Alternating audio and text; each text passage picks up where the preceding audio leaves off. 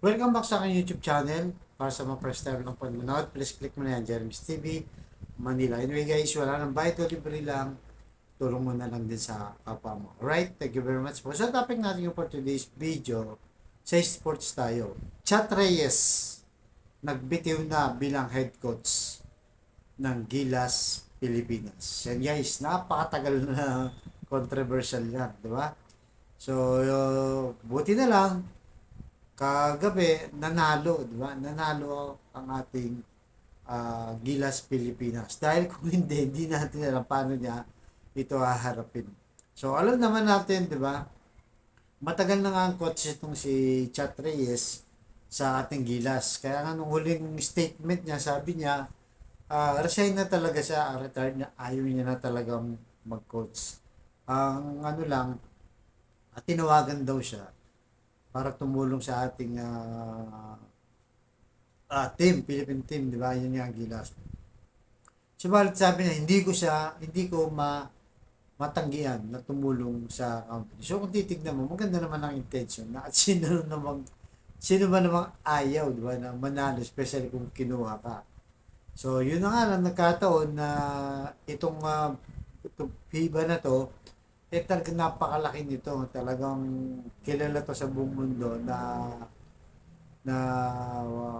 pinakamalaking basketball sa kasaysayan ng mundo. Kaya marami rin mga bansang sumasali dito para magtagisan ng galing, di ba?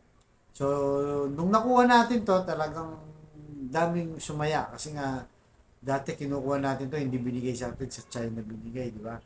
Pero this time, nakuha natin yung pagiging host, na co-host natin yung Japan tsaka yung Indonesia, pero majority nandito sa atin. At yung unang laban, di ba? Yung unang laban ng Pilipinas versus Angola, di ba? So, dahil doon natalo tayo. Sumunod, di ba? Yung yung Italia, di ba? Nakalaban din natin. South Sudan. So, yung apat na yun na natalo tayo, talaga namang bumaha o umulan ng batikos guys dito kay Chat Reyes. At marami pang nananawagan na talagang mag-resign na siya. Ang daming galit kay Chat Reyes kasi naman, siyempre, walang panalo, lalo na yung unang-una na talagang expect ng tao nasa Philippine Arena pa, napakalaki pa ng world record pa yung attendance natin sa FIBA. Tapos natalo tayo, tapos sinundan pa ng 3 beses hanggang 4. So, minsan, hindi mo rin naman masisising ating mga kababayan, di ba? Kasi gusto talaga natin lahat na manalo yan. Yung ating mga Team Philippines o Gilas Pilipinas. Subalit bilog ang bola, di ba? At hindi naman simple lang yung mga kalaban nila, malalakas din naman, di ba? Kaya ngayon nakarating sa FIBA, ibig sabihin, yan yung mga team o mga player na magagaling. Kaya nga para sa atin, di ba? Sinasabing best lineup na to. Pero yun na nga nangyari, natalo pa. Kaya nga naglabas ng statement itong si Chat Reyes. So, ang sabi niya dito, there are so many powerful teams that did not advance. Pero sa Pilipinas, bawal matalo eh. After a while, it's just too heavy. Masyado nang masakit, masyado nang mahirap. Just to be very honest, bastos naman talaga yung ibang mga pinagsasabi. I don't deserve it, my family doesn't deserve it. So, totoo naman itong sinasabi niya na mabigat talaga yung at di may kakaila talaga naman sa social media, laganap yung bastos ng mga comment guys. Nakita na natin yan, 2016 pa yan nagsimula na marami nang nambabastos sa social media. At hanggang sa ngayon, ganun pa rin. So, maintindihan mo rin naman itong si Chat Reyes na mabigat, sabi niya, mahirap, parang bawal matalo, di ba? Bawal matalo. Hindi rin niya deserve. Pati yung kanyang pamilya. Siyempre, napapahiya din sa yung kanyang pamilya. Napapahiya din. Lalo na yung mga nakakilalang personal sa kanila, di ba? Mga kaibigan nila, mga kumpare nila. Mahirap talaga guys, mahirap talaga. Pero sa kabilang banda, siyempre kailangan niyang harapin to. Ipinasok niya to, alam mo naman ang dadalhin mo, di ba? Ang dadalhin mo, bansa natin, Gilas Pilipinas. Talagang nanonood sa'yo, 100 milyon, di ba? Nag-o-observe sa'yo kung anong gagawin mo, kung paano mo maipanalo. At dahil maraming talo, talagang inulan siya ng batikos. Kaya ito yung lesson siguro sa susunod na magiging head coach ng Gilas Pilipinas. So sa una pa lang, i-ready mo na sarili mo kung sino man yung kukunin ulit. Pagka pagka umalis na talaga ito si Chatres dahil ayun na nga niya nag-step down na siya. So, yun ang yun ito pinakamalaking challenge ngayon sa magiging head coach ng Gilas, guys, di ba? Kahit siguro sino yan, kahit ikaw yan, di ba? O kahit ako, talagang matinding desisyon to. Una-una, maganda naman yung intention kagaya ni Chat Reyes na tumulong sa bansa, may panalo.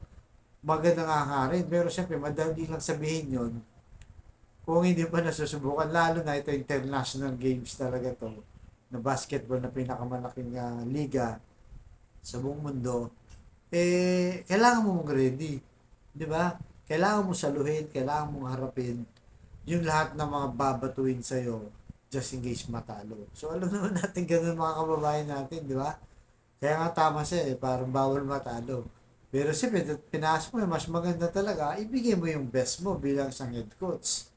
Di ba? Una mo nga harapin itong mga ganitong comments, mga pambabastos, mga, di ba, binupa nga siya, di ba? Siyempre, nasaktan siya dun nung huling laban nila guys sa South Sudan. Binupa siya. Even itong si Jordan Clarkson, di ba? Nagulat siya.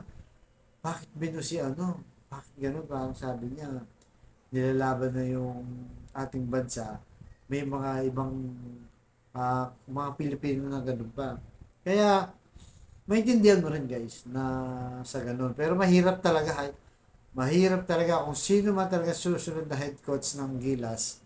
Ihanda ang sarili, maging matigas, pero mas maganda talaga may panalo at pagsikapan kahit pa paano. Di ba?